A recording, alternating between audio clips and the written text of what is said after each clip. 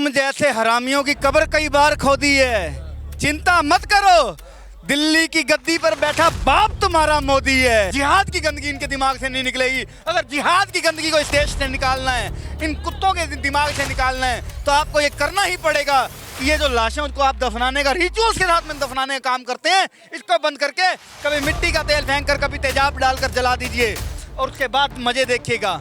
आधे से ज्यादा कम हो जाएंगे हरामियां ने। इनके दिमाग में गलत फहमी थी कि चुनाव हो गए हैं, यहाँ से राहुल गांधी नाच रहा है, जश्न मना रहा है, तो इनको लगा कि कांग्रेस की सरकार बनने वाली है, तो चलो अब शुरुआत करें अपने काम की।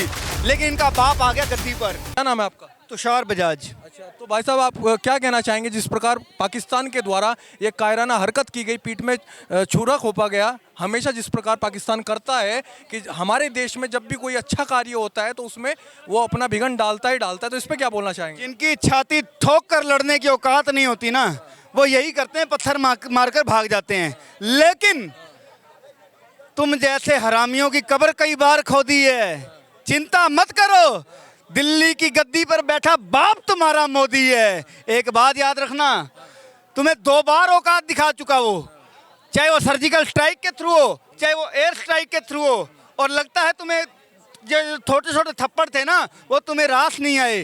वो तो पहले ही भरा बैठा था। वो क्या मोदी, क्या अमित शाह, वो तो पहले ही भरे बैठे थे।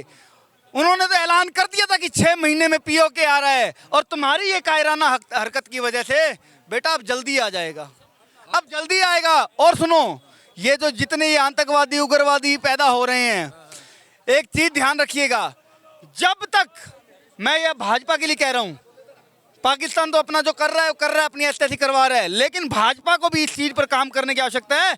इंडियन पिनल कोड के अंदर चेंज करके आपको ये चीज करनी पड़ेगी कि जब तक आप एक सिस्टम कर दीजिए, सिर्फ एक सिस्टम, कि आप किसी भी आतंकवादी की धरपकड़ करते हैं या किसी भी आतंकवादी के साथ में मुठभेड़ में उसको मार गिराते हैं, उसके बाद में कोई रिचुअल्स नहीं अप्लाई होने चाहिए उसके अंतिम संस्कार के लिए, या उसकी जो अंतिम जो उसको दफनाना करना, कुछ नहीं। मिट्टी का तेल फेंक के जलाना शुरू कर दो, देख लेना ये आधे से ज्यादा हरामी आने बंद हो जाएंगे। आपको लगता है जब तक आप उनको दफनाते रहेंगे, उनकी लाशों को इज्जत देते रहेंगे, ठीक है, तब तक ये हरामजादे पनपते रहेंगे। इनको 72 हुरों का जो वो इनके दिमाग में भरा गया ना गंद, वो इनके दिमाग से नहीं निकलेगा, ठीक है। और उससे जब तक आप ये चीज़ें करेंगे ना, इनके दिमाग से वो गंदगी, जन्नत की गंदगी जो है वो नहीं निकलेगी, जिहाद की गंदगी इनके दिमाग से नहीं निकलेगी। अगर जिहाद की गंदगी को इस देश से निकालना है, इन कुत्तों के दिमाग से निकालना है, तो आपको ये करना ही पड़ेगा कि ये जो लाशें उसको आप दफनाने का, रिचुअल्स के साथ में दफनाने का काम करते हैं, इसको बंद करके कभी मिट्टी का तेल फेंक कर, कभी तेजाब डालकर जला दीजिए और उसके बाद मजे देखिएगा। आधे से ज़्यादा कम हो जाएंगे हरामियां ने। और पाकिस्तान का देखो, एक बात याद दिला देता हूँ, इतिहास गवाह है, चाहे अटल जी के समय की बात रही हो, चाहे मोदी जी के पिछले 2 कार्यकाल की बात रही हो, जब भी पाकिस्तान ने ऐसी हरकत की है, अब वो सरकारें नहीं रही कि आप शीश काट कर ले जाते थे तो हम लव लेटर लिखा करते थे। इनके दिमाग में गलत फहमी थी कि चुनाव हो गए हैं, यहाँ से राहुल गांधी नाच रहा है, जश्न मना रहा है, तो इनको लगा कि कांग्रेस की सरकार बनने वाली है, तो चलो अब शुरुआत करें अपने काम की। लेकिन इनका बाप आ गया गद्दी पर, और अब वो दिखाएगा मजे इनको। अब वो इनको दिखाएगा कि जैसे पहले तुम्हारी तोड़ी थी ना, मैं गलत शब्दों का उपयोग नहीं करना चाह रहा, जैसे पहले तुम्हारा स्थान विशेष को तोड़ा गया था, ठीक है, उसी प्रकार से अब स्थान विशेष की कैसे सर्विस की जाती है। बांदर कहेगा मेरी लाल और तुम कहोगे मेरी लाल। आपको लगता है कि अभी जो अभी है कोई सर्जिकल स्ट्राइक या एयर स्ट्राइक जल्दी देखने को मिलेगी? उससे कुछ बड़ा होने वाला है, उससे कुछ बड़ा होने वाला है। तो आपसे एक चीज़ जानना चाहते हैं, जो अब की बार जो बीजेपी की सरकार बनी है, इसके अंदर जो गिरावट आई है, जिस प्रकार से भारतीय जनता पार्टी के द्वारा नारा लगाया जा रहा था 400 पार का, तो इसमें आप क्या कहना चाहेंगे? देखिए एक चीज़ बताता हूँ मैं आपको, इसी प्रकार से विपक्ष के द्वारा नारा लगाया था हम 300 पार हैं, हमने भी नारा दिया हम 400 पार हैं। ये कार्य क्यों किए जाते हैं?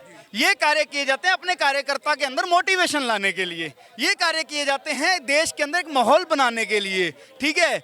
जब भी कोई 2 प्लेयर मैदान में उतरते हैं ना खेलने के लिए, आप खेल के अंदर देख लीजिए, ठीक है, जब भी सचिन मैदान में उतरा होगा, वो ये कह करके उतरा होगा आज सेंचुरी मारूंगा, हमेशा यही कहकर उतरा होगा ना, क्या हर बार सेंचुरी लगी? लेकिन महत्वपूर्ण क्या था कि उस मैच में इंडिया जीती या नहीं जीती, और उसी प्रकार से इस मैच में भाजपा का जीतना ज्यादा महत्वपूर्ण था। 400 पार हुए नहीं हुए, सेंचुरी लगना नहीं लगना इतना महत्वपूर्ण नहीं रहता। महत्वपूर्ण ये रखता है कि सरकार किसने बनाई। अच्छा, जो लोग ये बैसाखी की सरकार बता रहे हैं कि भाई बैसाखी पर खड़े होकर के सरकार बनी है, बैसाखी की बात करने का अधिकार नहीं है। क्यों नहीं है? ये तो चोर चोर इकट्ठे हुए थे चुनाव से पहले। पहली बात तो हमारा एनडीए अलायंस जो है वो आज का तो है नहीं, हमेशा से एनडीए जो चलता आ रहा है वही एनडीए आज है, ठीक है। तो ये पुराने साथी हैं, ये इनकी क्रेडिबिलिटी इतनी है कि ये इतनी जल्दी छोड़ करके नहीं जाएंगे। लेकिन ये जो जस्ट चुनाव से पहले चोर इकट्ठे हुए थे, इनकी क्रेडिबिलिटी आप देखिए क्या है। जैसे ही चुनाव खत्म हुए, ममता दीदी ने कह दिया हम अपना अपना लड़ेंगे।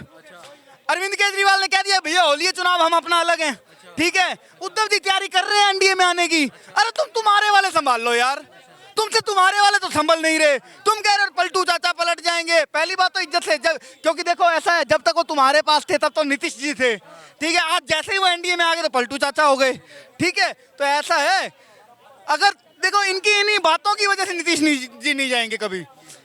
उनको क्या, अगर कोई स्वाभिमानी व्यक्ति होगा, मैं कहता रहूं कि अब मेरे दूसरे विरोधी गुट में वो है, मैं उसको कहता रहूं पलटू आजा, ओए पलटू आजा, ठीक है। क्या वो आएगा मेरे पास? जब तक मैं उसको नीतीश जी क्या पाएंगे इस तरीके से नहीं बुलाऊंगा तब तक वो आएंगे नहीं, ठीक है। तो इनकी औकात ही नहीं है उनको बुला पाने की, इनका लहजा ही नहीं है किसी को ला पाने का साथ में। आप बताइए ऐसा कौन सी एक सिंगल पार्टी बताइए जिसके साथ में कांग्रेस शुरू से जुड़ी हुई थी और आज तक जुड़ी हुई है।